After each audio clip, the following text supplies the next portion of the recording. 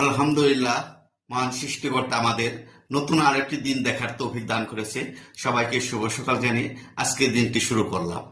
আর এই মুহূর্তে আমি অফিসে যাওয়ার জন্য গোসল করে ফ্রেশ হলাম। আর এখন হলো নাস্তা খাবো। দেখি নাস্তায় আল্লাহ কপালে কি রাখছে, সেটাই আপনাদের এখন দেখাবো।